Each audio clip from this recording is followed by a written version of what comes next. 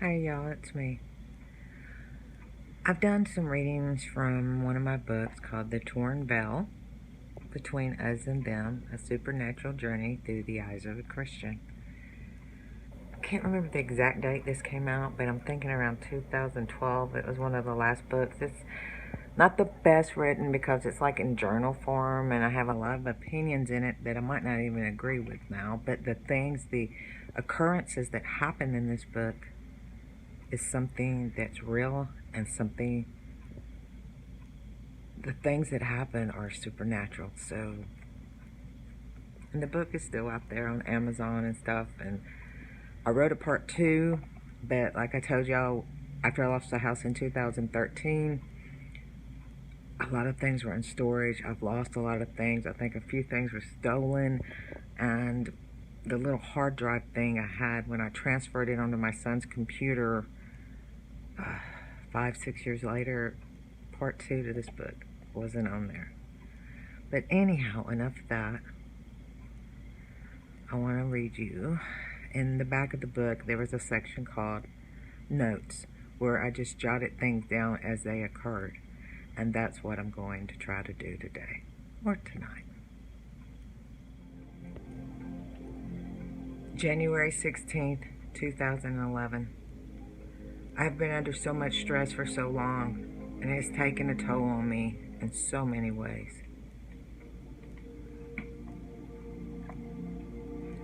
This is when my marriage was really going south. Last night, I let my dog inside, and she tracked mud into the house from the back door over to the fireplace. I was so upset about this, and as I was cleaning it up, I raised my voice. I was just complaining about everything. I had my back towards the entryway to the living room, and I thought I heard someone walk into the room and say my name, Terry. I turned around as I replied, "What?" expecting someone to be standing there. This was at night, late. My dog, beautiful husky, named Heaven, was even looking in the same direction of the entryway as if she was looking at someone. The very odd thing was that no one was there. I then realized the sound of the voice that I heard surely sounded an awful lot like my daddy, who had passed away in 2007. Wait, there's more. I then went out in the garage, and I know for a fact what TV show I was watching when I left the living room. Everyone in the house was in bed because this was about, like I said, late at night, 11 o'clock at night. When I returned to the living room, the channel had been changed. All I knew, this blew my mind, but then again, maybe, just maybe, it was my daddy's voice from above telling me, calm it down, to chill out from the other side of the veil. I remembered that Heaven was looking towards the entryway. Heaven passed away, I don't know, 4 or 5 years ago. She was a good dog. Very good dog. But that really happened, folks. That really happened. Now, a few months before that had taken place, this was probably around towards the end of 2010, my now ex-husband woke up in the middle of the night and witnessed something supernatural. He said I was lying on my side of the bed, and in between us was a mist.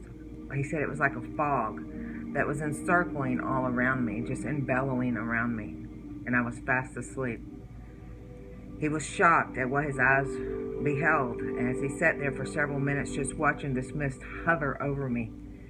He didn't feel anything evil in the room, and personally, I think it was angels watching over me while I slept, or maybe a family member who was protecting me. Now, I remember that because he was totally freaking out about it. And with all the evil that was taking place in that house, I mean, you couldn't even take a picture of the family gatherings without orbs showing up or Just a lot of weird things, voices and things turning on the faucets. This was the house on Steep Rock that I told y'all about in the previous reading. Not the one about the fire, but the house that I lived in when I was married from 2000 and I believe it was December 2005 to December 2013 when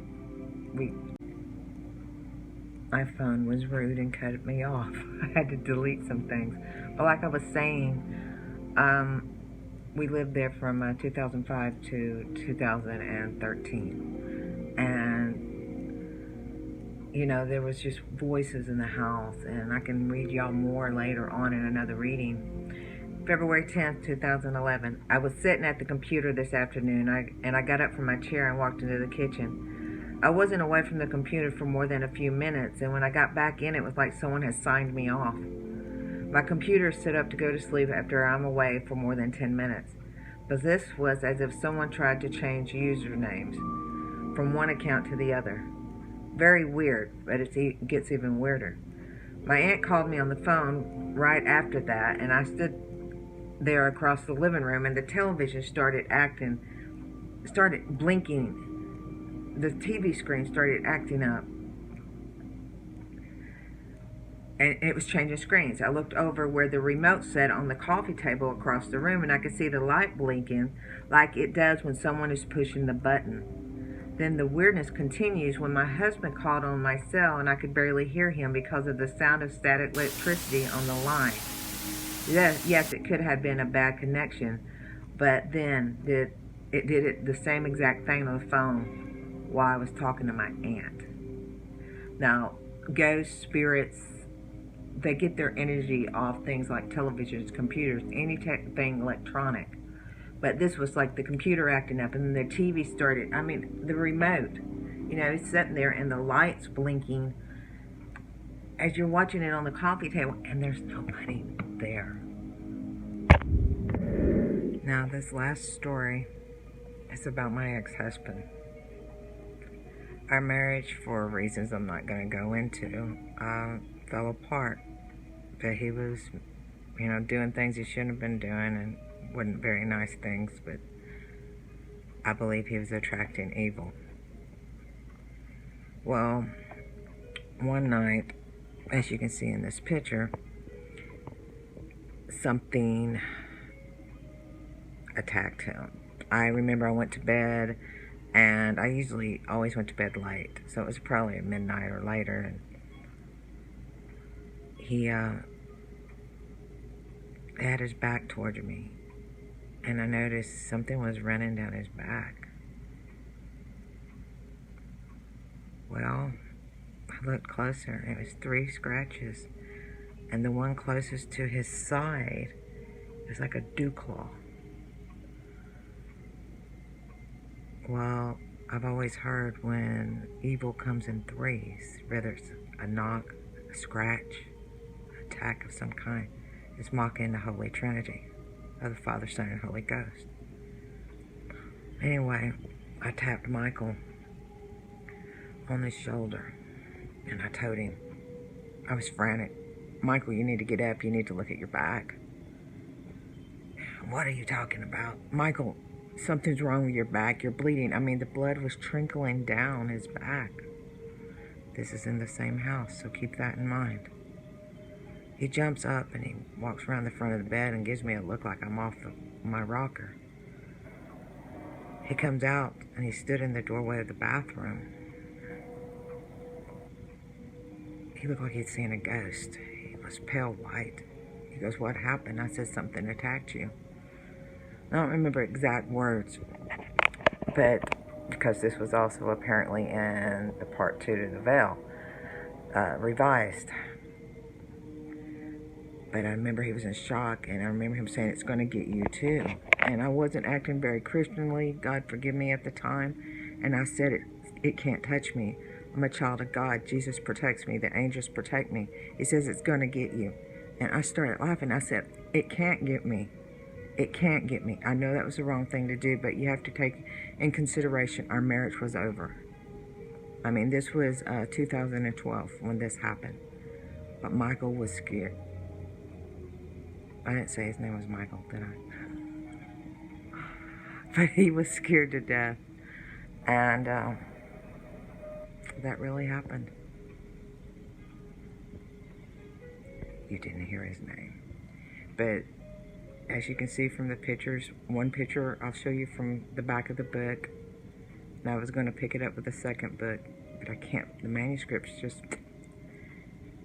But that's my stories. Please let me know if you're enjoying my readings, and like, share, and comment, please. I'm really enjoying doing this, getting back into the books a little bit. It's keeping my anxiety down. It's keeping my mind going. But that really happened. That house, I miss the family times. I miss